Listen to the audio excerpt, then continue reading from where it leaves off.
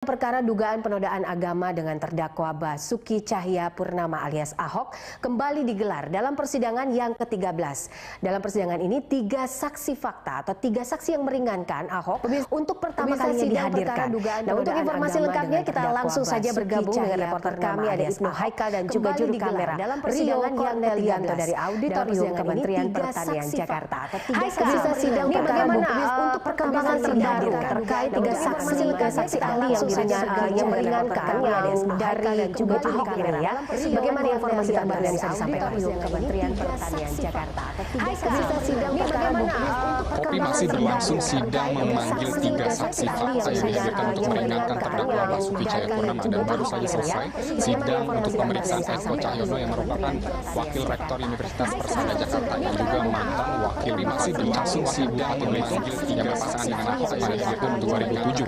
Nah, sebelum saya menjelaskan lebih lanjut sidang hari ini, kebetulan saat ini sudah keluar yaitu Eko Cahyono yang akan memberikan keterangan wakil DPR. Kita simak sejarah pemberian keterangan Eko Cahyono dengan Ahok pada tahun 2007. Sebelum saya menjelaskan lebih lanjut sidang hari ini, kebetulan saat ini sudah dalam undang-undang pilkada juga tidak boleh kita berkata dengan sara. Kalau kita selalu mengedepankan sara, saya nggak yakin NKRI ini akan terus berjalan. Jadi bisa disebutkan Pak, pihak politisi mana yang menggunakan sara untuk faktanya Pak, bahwa itu ada? Ya ada spanduk selebaran di selebaran terutama dilarang memilih pemimpin kafir atau tidak ya non muslim lah, itu kan ada. Jadi ada buktinya, ada barangnya, ada ya. Ya, Popi, Eko Cahyowaluyo merupakan mantan calon wakil Bupati Belitung pada tahun 2007. Saat itu ia berpasangan dengan Ahok mencalonkan sebagai calon Bupati Belitung pada tahun 2007. Ia juga sekaligus menyandang posisi sebagai wakil rektor di Universitas Persada Jakarta. Eko Cahyono dihadirkan oleh tim kuasa hukum Ahok sebagai salah satu orang yang mengenal kepribadian Ahok. Jadi pada agenda hari ini, Popi, memang tim kuasa hukum ingin menunjukkan bahwa Ahok adalah pribadi yang tidak mungkin menistakan agama Islam dengan menghadirkan orang-orang yang mengenal Ahok. Salah satunya adalah Eko Cahyono yang juga kenal dengan Ahok. Yang kedua adalah kakak angkat Ahok yaitu Analta Amir yang juga akan pada persidangan pemeriksaan kedua akan menceritakan tentang pribadi Ahok dalam kesehariannya. Lalu saksi yang ketiga ini adalah politikus Partai Golkar yaitu Bambang Waluyo Jojo Hadikusumo yang pada saat Ahok memberikan ceramah di Kepulauan Seribu pada tanggal 27 September 2016, politikus Partai Golkar Bambang Waluyo juga hadir bersama Ahok dan mendengarkan keterangan yang diberikan Ahok, terutama ketika ia menafsirkan surat ayat Al-Maidah 51 yang saat ini dipermasalahkan. Persidangan akan berlanjut dengan pemeriksaan Bambang pada pemeriksaan kedua dan rencananya setiap pemeriksaan ini akan memakan waktu sekitar 2 jam, jadi kami prediksi sidang baru akan selesai paling cepat pada pukul 4 sore hari ini. Popi. Ya, Haikal. Lalu bagaimana tanggapan dari jaksa penuntut umum terkait 3 saksi ahli ini? Jaksa penuntut umum mempermasalahkan satu hal, Popi, yaitu Bambang Waluyo Jojo Hadikusumo, maksud kami politikus Partai Golkar yang sebenarnya tidak masuk dalam berita acara perkara pada hari ini. Artinya Bambang sebenarnya tidak dijadwalkan hadir oleh tim kuasa hukum Ahok untuk memberikan kesaksian pada hari ini. Jadi ini tiba-tiba saja Bambang dihadirkan sehingga dari jaksa penuntut umum menyatakan keberatan kepada tim pimpinan sidang atau dari para hakim, sehingga ia tidak menyatakan bahwa siapapun yang di luar BAP tidak dimasukkan tidak boleh menjadi saksi yang dihadirkan di persidangan.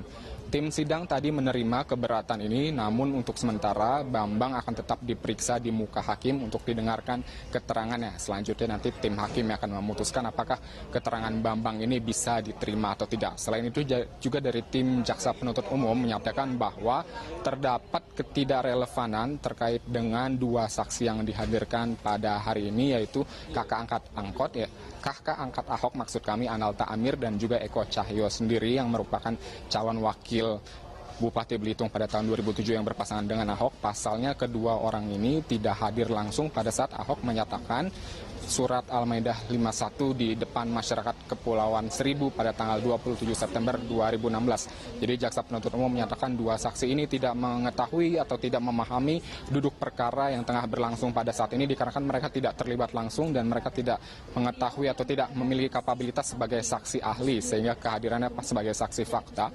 dipertanyakan. Namun tim sidang tetap menerima kehadiran dua saksi tersebut dikarenakan memang dari tim kuasa hukum Ahok menyatakan bahwa pada hari ini rencana atau manuver yang dihadirkan oleh tim kuasa hukum Ahok yaitu ingin menghadirkan atau menjelaskan bahwa pribadi Ahok ini tidak mungkin menistakan agama Islam dengan cara menghadirkan kedua saksi yang mengenal Ahok yang akan memaparkan terkait dengan karakter Ahok sehari-harinya dan juga rekam jejak Ahok yang pada saat di Belitung sering memberikan sumbangan atau memberikan perhatian kepada komunitas muslim sehingga tim kuasa hukum ingin menyatakan bahwa Ahok tidak mungkin menistakan agama karena ia memiliki dedikasi dan konsistensi yang baik terkait dengan komunitas muslim di Bangka Belitung.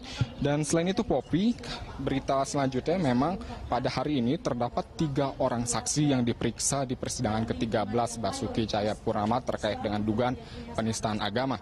Ke-13 saksi ini masih terus diperiksa di ruang auditorium Kementerian Pertanian di Ragunan dan pada sidang ke-13 nantinya 2 saksi lagi akan segera dihadirkan.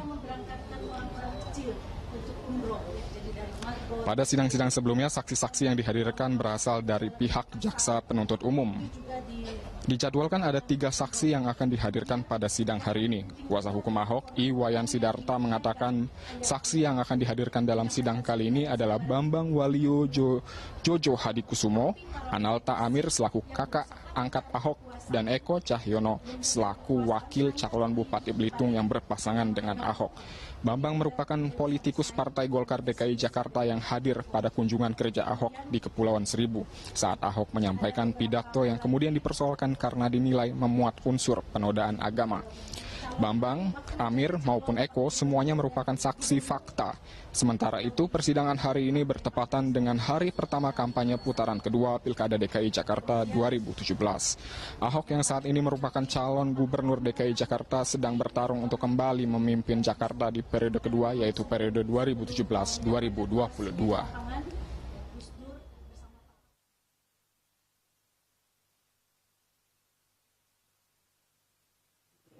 Kemudian kenapa dihadirkan? Karena dia bisa menceritakan siapa itu Pak Basuki. Bagaimana kehidupannya, bagaimana dia pernah bersekolah di lingkungan muslim, bagaimana dia membantu banyak orang muslim, bagaimana Pak Analta Amir nanti menjelaskan seberapa besar tekadnya membantu saudara-saudaranya yang muslim, masyarakat yang muslim, tempat-tempat ibadah muslim. Dia akan ceritakan semua sehingga masyarakat tahu. Oh, Ahok yang selama ini seolah-olah dituduh direkayasa menodai agama, sesungguhnya Ahoklah salah satu orang yang paling suka membantu komunitas muslim dengan tempat ibadah, dengan biaya-biaya yang dia punya, baik pribadi maupun. Persidangan tengah dilanjutkan kepada pemeriksaan saksi fakta kedua yaitu Bambang Jojo Hadikusumo dan kami akan terus laporkan perkembangannya Popi. Kini kembali ke Anda. Ya, terima kasih Ibnu Haikal dan juga juru kamera Rio dari Kementerian Pertanian Jakarta. Dilanjutkan hari ini dalam persidangan yang ke-13, saksi-saksi dari pihak Ahok untuk pertama kalinya dihadirkan. Untuk informasi selengkapnya kita akan bergabung dengan reporter Ibnu Haikal dan juru kamera Rio Cornelianto dari Auditorium Kementerian Pertanian Jakarta. Haikal, siapa saja saksi yang dihadirkan dalam persidangan ke-13 hari ini? Syakri, sidang ke-13 pada hari ini akan mendatangkan 3 saksi fakta dari tim kuasa hukum terdakwa yaitu Basuki Cahayapurnama. Saksi ini bertindak sebagai saksi yang meringankan posisi Ahok dikarenakan sudah JPU pada persidangan sebelumnya sudah menghadirkan 28 saksi yang memberatkan di 12 persidangan sebelumnya, maka pada sidang kali ini dan sidang-sidang berikutnya ada sekitar 6 saksi meringankan yang akan dihadirkan oleh tim kuasa hukum. Pada hari ini 3 saksi yang meringankan tersebut, yaitu yang pertama adalah politikus Golkar Bambang Walio, lalu yang kedua adalah kakak angkat Ahok yaitu Analta Amir, dan yang ketiga adalah Wakil Rektor Universitas Dharma Persada Jakarta Eko Cahyono. Ketiganya sudah hadir di gedung Kementerian Pertanian di Ragunan, dan pada saat ini tengah berlangsung pemeriksaan terhadap Eko Cahyono yang merupakan Wakil Rektor Universitas Dharma Persada Jakarta. Sebelumnya Cakri, kami informasikan bahwa sidang dimulai dengan agenda pembacaan tata tertib, lalu dilanjutkan dengan pembacaan BAP yang diminta oleh Jaksa Penuntut Umum terkait dengan saksi ahli dari JPU yang meninggal dan belum sempat memberikan kesaksian. Saksi yang meninggal tersebut bernama Nandi Naksyabandi, berumur 60 tahun. Sebelumnya Nandi dijadwalkan hadir sebagai salah satu saksi dari Jaksa Penuntut Umum, namun dikarenakan saksi telah meninggal, maka Jaksa Penuntut Umum pada pagi hari ini meminta kepada hakim untuk membacakan isi BAP-nya tanpa menghadirkan sang tersangka. Dari isi BAP dijelaskan secara umum yaitu bahwa Nindi merasa bahwa kata-kata yang disebutkan Ahok di Kepulauan Seribu merupakan kata-kata yang memancing konfrontasi dan mengujar kebencian antar umat, sehingga Nindi menyatakan bahwa tindakan Ahok termasuk tindakan yang menistakan agama dan melukai para ulama. Adapun pada saat ini, saksi pertama yang diperiksa dari tim penasihat hukum adalah Eko Cahyono. Eko Cahyono merupakan mantan calon wakil Bupati Bangka Belitung pada tahun 2007. Kala itu Eko Cahyono berpasangan dengan Ahok yang merupakan calon bupati dari Bangka Belitung. Eko dimintai keterangan terkait dengan karakter dan juga pribadi Ahok. Jadi pada saat ini masih berlangsung dan kita terus menunggu apa yang akan dikatakan Eko terkait dengan pribadi Ahok. Cakri. Iya, Haikal, lalu adakah tanggapan dari Jaksa Penuntut Umum dengan saksi yang akan dihadirkan pihak Ahok hari ini?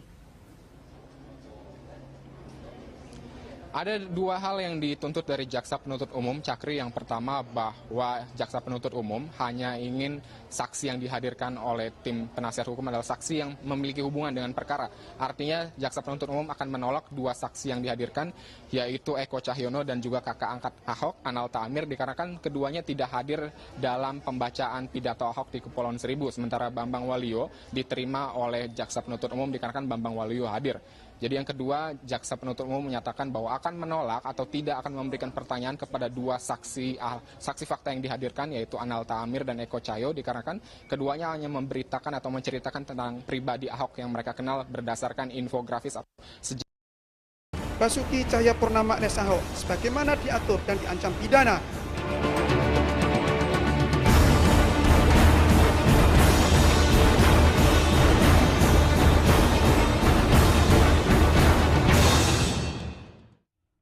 Ya, Anda masih bersama kami di Special Report mengawal sidang Ahok. Pemirsa, kita akan membahas terkait dengan keterangan para saksi yang dihadirkan di sidang ke-13 yang digelar Pengadilan Negeri Jakarta Utara di Gedung Auditorium Kementerian Pertanian Jakarta Selatan. Masih bersama saya dan Novel Babkumin, Ketua KPI, dan Pak Ihsan Abdullah selaku Wakil Ketua Komisi Hukum MUI. Saya mau ke Pak Novel lagi. Ini Pak Novel sempat dilaporkan oleh tim kuasa hukum Basuki Cahayapurnama begitu terkait dengan keterangan palsu. Nah, ini juga ada penolakan saksi yang ditolak dari JPU dan disetujui oleh Majelis Hakim. Pak Novel melihatnya seperti apa, Pak Novel, terkait penolakan yang dilakukan Majelis Hakim terhadap saksi yang dihadirkan? Pertama, kita mengapresiasi khusus dalam sidang hari ini kepada hakim yang dengan tegas bisa menolak daripada saksi yang meringankan. Karena memang terlihat itu tidak bisa dibantah lagi dari awal sampai hari ini pun saksi yang meringankan ini hadir. Karena kita melihat kalau sidang ada 2 imamah putih dan hitam. Dari hadir pertama, sidang pertama ada imamah putih saya. Imamah hitam itu ada Analta Amir. Itu selalu ada. Nah, kita melihat itu kejelian daripada kecermatan daripada hakim, kebijaksanaan itu kita apresiasi. Bahwa bisa dengan tegas mengambil tindakan untuk tidak mendengarkan kesaksian atau menolak kesaksian daripada Analta Amir. Nah, yang kedua, ketika saya memberikan kesaksian itu dikatakan saksi palsu itu adalah tidak mendasar. Karena apa yang saya sampaikan itu berdasarkan data dan fakta yang tidak bisa terbantahkan. Itu nggak bisa terbantahkan. Karena kita melihat itu pelaporan kepada saya itu bentuk kepanikan. Yang luar biasa yang kita memberikan argumen yang kuat, yang sangat betul-betul dengan landasan fakta hukum yang ada. bukan apa yang saya ucapkan, tetapi saya mengirimkan bukti-bukti kepada jaksa yang 7 kali Ahok itu menyerang Al-Maidah, itu bukan konon katanya. Jadi nggak mungkin ini perkataan saya dikatakan adalah saksi palsu, karena itu semua ada bukti. Dari kemudian tayangan-tayangan TV, dari YouTube, kemudian dari media online, dari medsos, itu ada. Dari artikel-artikel itu sudah saya berikan berupa flash disk, berupa bukti-bukti 7 kali. Yang terdakwa ini menyerang daripada Al-Maidah. Itu bukti salah satunya. Maka ketika saya katakan bahwa ini terdakwa bukan baru sekali. Kalau orang dikatakan tidak ada niat, mungkin baru sekali kejadian. Tapi ini berkali-kali, masa? Ya, tidak ada niat itu menjadi satu statement dari tim kuasa hukum Basuki Cahayapurnama. Cahayapurnama. Andalan. Karena dengan tidak ada niat ini adalah untuk bisa melepaskan jerat hukum. Dengan kuatnya dibawakan argumentasi, tidak ada niat, tidak ada maksud, ini adalah untuk mau terbebas daripada jerat hukum. Tapi kita melihat penistaan-penistaan agama yang lain itu baru sekali. Boleh dikatakan mereka tidak ada niat. Masih pantas. Sekali itu mereka menyampaikan nggak ada niat. Itu pun yang mereka ini sekali, mereka juga sudah meminta maaf. Tetapi proses hukum harus jalan dengan tegas dan jelas. Itu yang kedua. Nah, apalagi saya bawa bukti-bukti yang lain, bukan lagi 7 kali ini terdakwa menyerang Al-Maidah, tetapi serangan-serangan terhadap Islam. Ketika saya sampaikan di pengadilan, ketika di sidang, bahwa ini ketika sebelum menjadi gubernur atau menjadi wakil gubernur, ketika menjadi calon wakil gubernur itu saja sudah terbukti menyerang Islam. Nah, saya punya bukti. Saya udah kumpulkan mulai dari calon wakil gubernur, kita sudah punya bukti bahwa apa yang dikatakan ayat-ayat konstitusi di atas ayat-ayat suci ini penghinaan terhadap agama. Itu pernah kita proses. Terkait dengan statementnya Pak Novel Bamumin, Pak Ihsan setujukah dengan bahwa ini tidak hanya sekali Pak Basuki Cahayapurnama menistaan agama begitu, meminta maaf dianggap sudah terlambat begitu? Harus dibedakan ya, proses hukum dan permohonan maaf.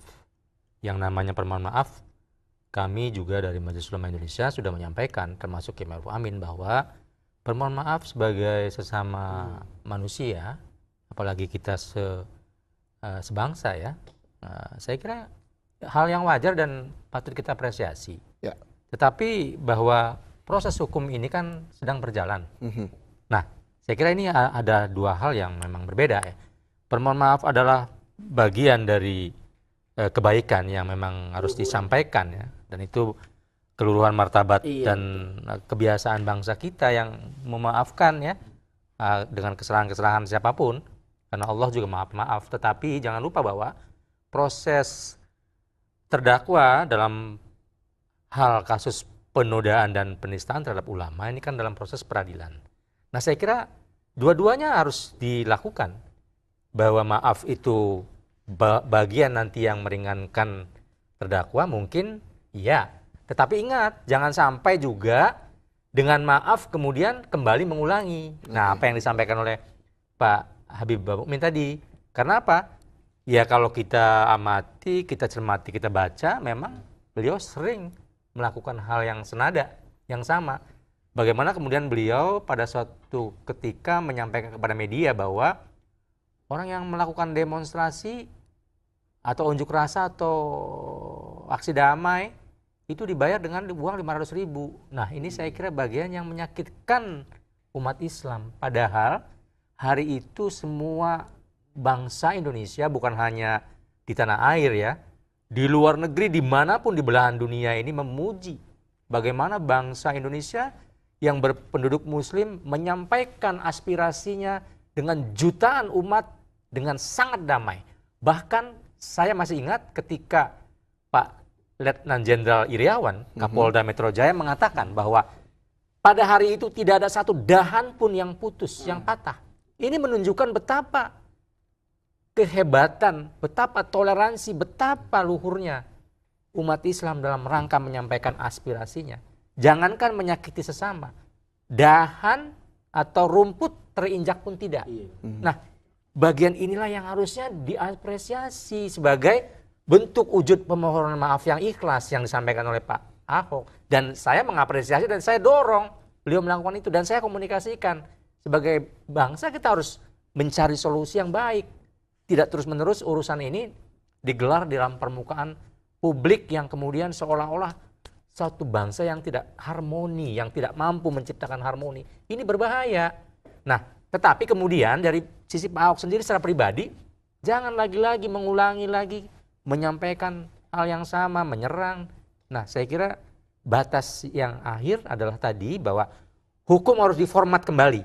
Bahwa penista agama yang lalu dan yang sekarang harus diperlakukan sama, ditahan. Oke. Nah itu kan. Hukum harus dilakukan yang sama. Pak Muhmin, kalau kita melihat tadi ada statement dari sejumlah saksi di sidang 13 yang dihadirkan oleh tim kuasa hukum Basuki Cahayapurnama bermaksud untuk meringankan terdakwa. Anda melihatnya statement di luar persidangan tadi, salah satunya ada Pak Eko Cahyono yang memang merupakan seorang wakil rektor dari Universitas Dharma Persada, yang beliau juga menjadi salah satu pasangan calon gubernur dan wakil gubernur dari Bangka Belitung di tahun 2007. Anda melihatnya seperti apa statement tersebut? Jadi kita melihat biasa lah ya, namanya di pihak yang pro kepada penista dan penghina agama ini. Dikatakan Al-Maidah itu membawa Al-Maidah itu adalah sara. Padahal ini umat Islam adalah suatu kewajiban. Justru yang membawa sara itu adalah justru terdakwa sendiri, gitu.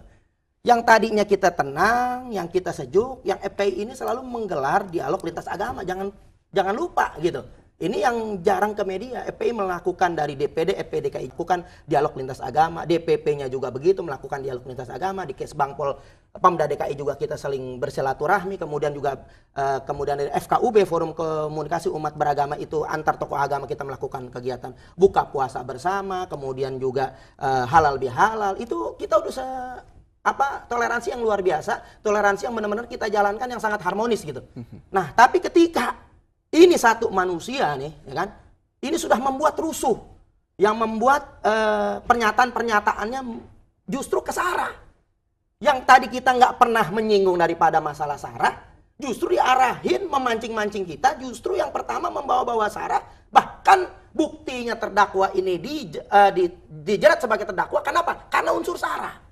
Karena kenapa? Dari menjabat dari wakil gubernur, calon wakil gubernur itu dikatakan ayat-ayat konstitusi, yes, ayat-ayat suci, no. Ini sudah melakukan penghinaan terhadap agama. Agama apapun ketika itu ayat-ayat suci, no.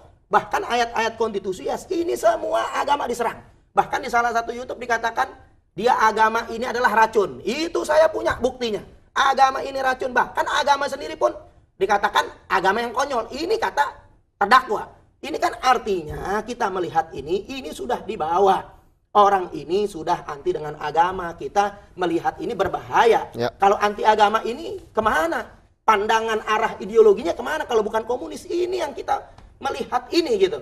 Karena mulai dari awalnya saja sudah bermasalah dengan sara. Yang tadi kita nggak pernah pemilu, ke pilkada, kemudian jadi pilpres ini kita nggak pernah menyinggung-nyinggung daripada keberagaman atau toleransi keberagaman yang memang kita jaga itu toleransi. Nah, kira-kira nanti pluralitas ini karena sunatullah, pluralitas itu sunatullah. Betul. Dan kita junjung tinggi gitu. Iya, kedepannya nanti akan seperti apa kira-kira untuk persidangan Basuki Cahayapurnama yang ke-14? Kita akan membahasnya nanti usai jeda berikut pemirsa. Jadi ada tetaplah bersama Spesial Report News TV. Perbuatan terdakwa Insinyur Basuki Cahayapurnama alias Ahok sebagaimana diatur dan diancam pidana.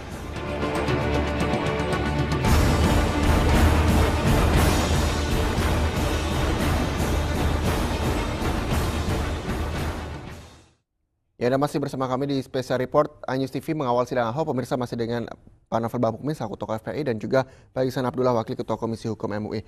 Saya mau ke Pak Novel Bamukmin. Kemarin di persidangan keempat kalau tidak salah begitu Pak Novel sempat direncanakan akan dilaporkan oleh tim kuasa hukum Basuki Cahayapurnama.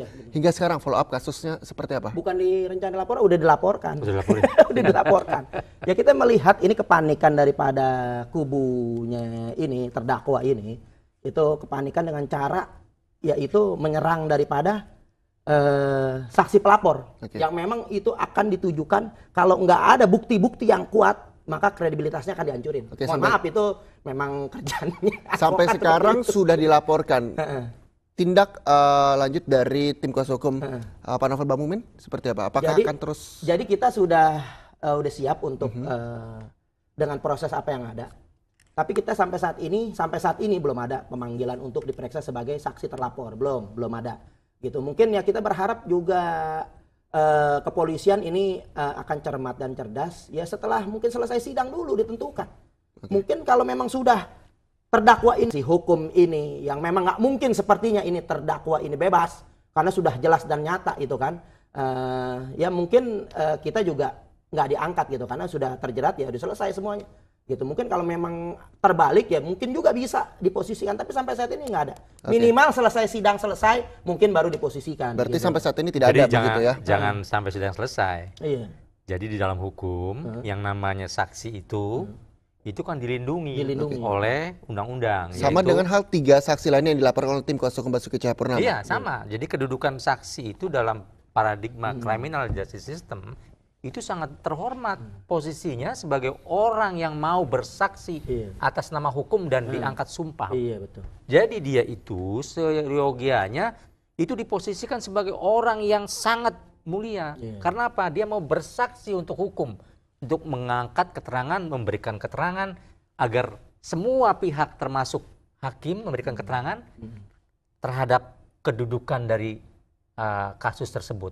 Jadi kalau misalnya kemudian apa yang dilakukan oleh Pak Basuki Cahayapurnama dengan pengacaranya yaitu mendistroser ya, mendowngrade, kemudian mental breakdown, ya, kemudian diskredit dan sampai kepada hal-hal yang sifatnya pribadi, saya kira itu di luar konteks, offside, ya. Jadi pengacara yang melakukan itu sebenarnya udah di luar konteks, bahwa kemudian apakah memang yang diberikan keterangan sebagai saksi ini benar atau tidak, atau palsu atau tidak, itu kewenangan majelis hakim. Baik. Kewajiban seorang pengacara dalam melindungi terhadap kesaksian yang diberikan oleh seseorang, kalau memang dianggap itu palsu dan sebagainya, cukup diberikan notifikasi. Notifikasi inilah kemudian disampaikan kepada majelis nanti dalam kesimpulan atau nanti dalam dakwaan. Nah, seharusnya tidak sebaliknya apa yang dilakukan oleh pengacaranya Pak Basuki Cahayapurnama, kemudian melaporkan Pak Ustadz ya ke Polri ya, ke Mabes Polri. Nah, sebagai memberikan keterangan palsu, bagaimana mungkin? Kasus pokoknya ini sedang dalam proses persidangan. Ini menunggu dulu. Di dalam pasal 184 sampai 222 ini menunggu dulu nih sampai ini kasus selesai baru divonis dan ingat loh, sampai inkrah nanti. Baru kalau memang dinyatakan terbukti memberikan kesaksian palsu, ini didorong. Jadi ini ngawur saya kira. Jadi memang masih menunggu juga begitu ya. Tuntas dulu. Jadi dan juga 3 saksi lainnya masih menunggu Pak Novel, apakah sudah ada komunikasi antara Pak Novel Mukmin tim kuasa hukum dan juga 3 saksi pelapor lainnya yang dilaporkan oleh tim kuasa hukum Basuki Cahayapurnama? Jadi kita masih, kalau saya koordinasi dengan kuasa hukum saya udah dipersiapkan nanti kemungkinan yang ada. Cuman kalau mau untuk saksi yang lain dilaporkan saya belum koordinasi. Apakah sempat ke LPSK? Saya hampir waktu itu, karena kan kita melihat ini adalah bentuk kezaliman ya kan, yang justru kita ini adalah menegakkan keadilan gitu, justru kita menjadi korban ya kan, tapi kita melihat itu di LPSK ini kita ingin menyampaikan adalah bentuk untuk bisa kita dilindungi gitu. Karena ini adalah sampai minggu kemarin belum ada laporan saya mendapatkan sendiri. teror, bukan apa-apa. Karena kenapa? Kalau untuk mental saya untuk dijatuhkan saya enggak, tapi saya mau laporkan ke LPSK ini selain saya dilaporkan mendapatkan teror. Begitu saya selesai. Jadi gini. Jadi begitu selesai saya di sidang, hari itu sidang keempat selesai di sidang, ya kan? Begitu selesai di sidang, pas keluar hari itu juga jam 12 lewat sekian teror udah mulai berdatangan. Seperti? Karena saya mencurigai bahwa BAP saya ini dipegang oleh penasihat hukum terdakwa. Nah, yang ketika itu dikonfirmasi tapi di situ ada alamat jelas dan nomor handphone saya. Terornya seperti apa? Bentuk SMS, telepon, atau ancaman seperti itu? Telepon, SMS, telepon, SMS, WA. bentuknya bunyinya seperti apa? Saya kumpulkan ada dari nomor telepon, ada dari 15 nomor telepon. Saya kira kalau isi daripada WA itu udah puluhan, kemudian SMS udah saya print out, saya screenshot, saya kumpulin itu teror semenjak saya selesai di sidang, teror begitu luar biasa. Saatnya saya kira lapor ke LPSK untuk mendapatkan perlindungan saksi ya. Dan korban. Karena apa?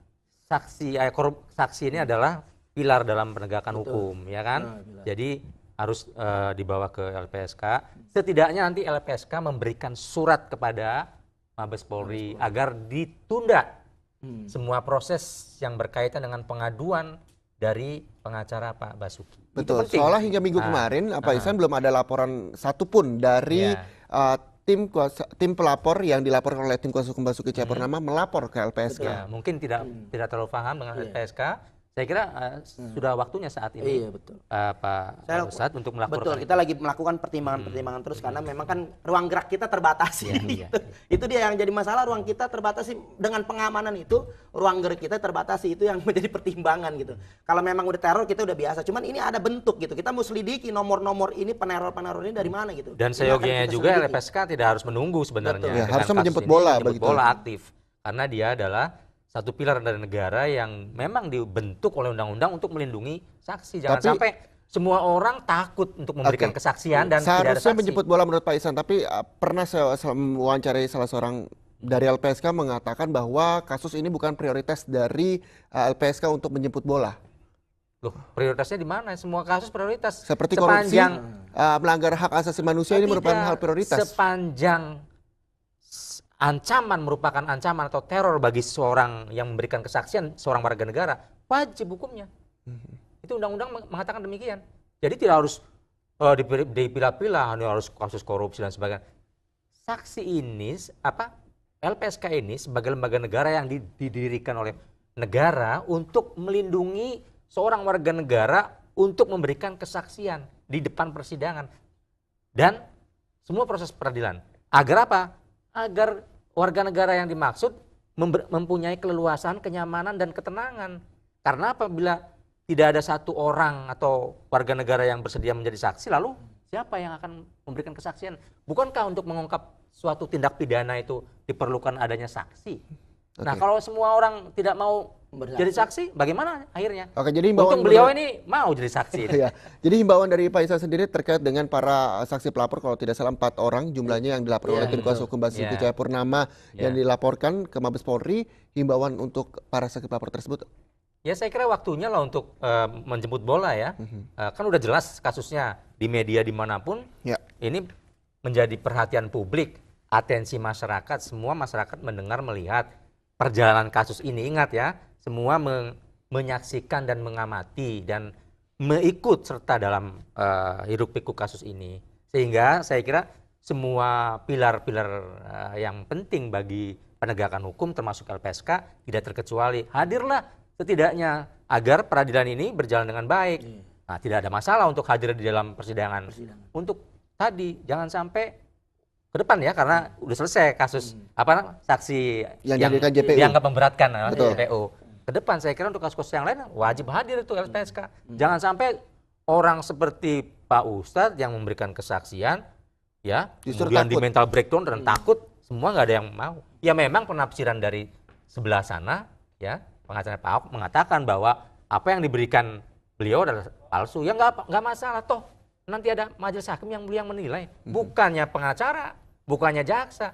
Yang menilai adalah majelis hakim yang mulia nanti. Kita sebagai pengacara, ya, jaksa hanya memberikan notifikasi. Ya, nanti untuk penguatan pembelaan, dakwaan, atau nanti untuk penguatan pledoi nanti. Atau untuk kesimpulan, kan begitu.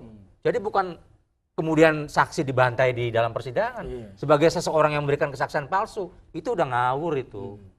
Ya, ingat ya, KUHAP melindungi pilar saksi ini. Karena dalam penegakan hukum pidana mengungkap fakta hukum ya, kasus-kasus pidana, saksi adalah menjadi bagian yang pilar yang paling penting. Ingat itu, jangan sampai lalai. Bib, saya kira sudah mulai melapor saja ke LPSK agar tadi minimal LPSK membuat surat kepada Kapolri untuk menunda proses-proses. Karena apa? Kalau laporan mereka diterima itu menjadi pro justisia, berarti harus di follow up. Nah, sementara kasusnya sendiri ini kan masih berjalan. Ini kan masih berjalan. Nah, apakah kalau misalnya Pak Ihsan melihat kasusnya pelaporan dari para saksi pelaporan yang dilaporkan tim kuasa hukum Basuki Cahayapurnama, apakah nantinya akan dilanjutkan atau di stop ketika memang persidangan diselesaikan? Melihat laporannya diterima, ini kan sudah menjadi pro justisia. Polisi wajib untuk melakukan pemeriksaan BAP dan selanjutnya. Maka untuk tidak dilakukan ini, saya menyarankan kepada beliau dan LPSK segera bertindak proaktif untuk menyurati minimal kepada Polri agar menunda kasus ini. Oke. Nah, Baik, itu. kita juga akan melanjutkan lagi perbincangan terkait pengawal sidang Ahok di persidangan ke-13 ini. Lalu kira-kira bagaimana ke depannya dalam mengawal sidang Ahok? Kami akan membahasnya usai jeda berikut, jadi tetaplah bersama kami.